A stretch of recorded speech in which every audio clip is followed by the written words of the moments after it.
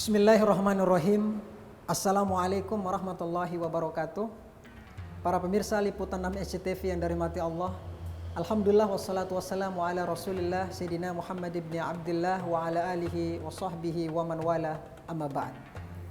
Para pemirsa, kali ini ada pertanyaan yang masuk di Instagram liputan 6 SCTV dari Jisam Budiman. Pertanyaannya, Ustadz, jika setan dibelenggu di bulan Ramadan, tapi mengapa masih ada yang tergoda berbuat dosa dan kejahatan? Ini pertanyaan luar biasa. Saya berangkat dari hadis Nabi SAW. Hadis ini sahih. Kata Nabi, "Iza ja'a Ramadan," apabila datang bulan suci Ramadan, "futihat abwabul jannah." Pintu-pintu surga itu dibuka. "Wa ghulliqat abwabun nar," dan pintu-pintu neraka itu ditutup. "Wasuffidatis syayatin," dan setan-setan itu dibelenggu.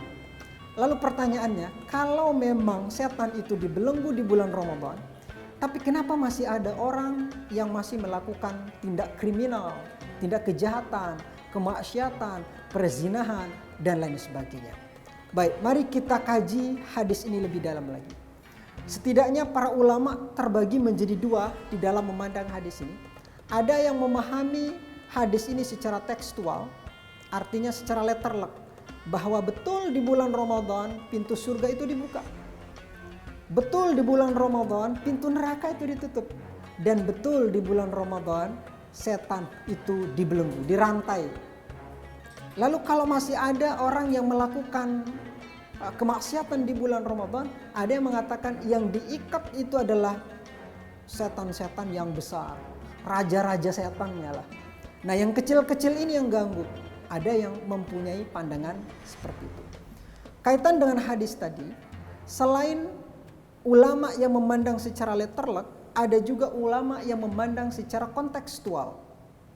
Artinya bahwa yang dimaksud pintu-pintu surga itu dibuka adalah saking mudahnya seseorang itu melakukan amal soleh di bulan suci Ramadan. Amal soleh, berzikir, orang tanpa butuh atau berpikir panjang lebar, dia sudah mau melakukan amal soleh, mengaji dan sebagainya. Lalu pintu neraka ditutup, artinya seolah-olah pintu neraka itu kosong. Saking banyaknya umat Islam yang melakukan ibadah puasa atau saum di bulan suci Ramadan. Lalu wasuffidatis syayatin, setan dibelenggu.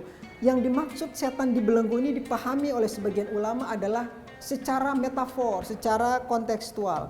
Jadi bukan setan diikat secara benar atau secara nyata. Ada yang memahaminya secara metafor. Dalam artian setan itu tidak punya kekuatan, seolah-olah seperti diikat.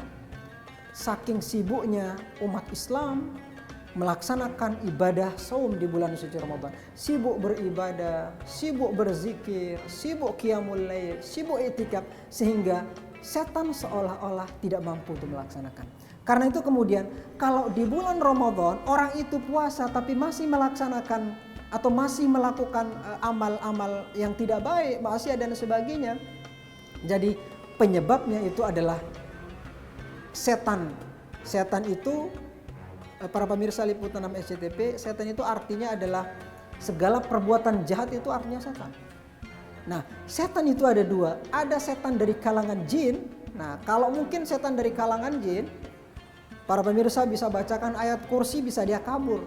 Tapi kalau setan dari kalangan manusia, Anda bacakan ayat kursi, malah dia lebih hafal ayat kursinya. Bahkan kursi-kursinya juga dibawa. Artinya apa? Jadi yang mengganggu kita ini adalah setan dari kalangan manusia. Penyebab kedua kita melakukan kemaksiatan walaupun di bulan suci Ramadan adalah hawa nafsu kita. Nafsu kita atau nafsu la'ammarah bisu.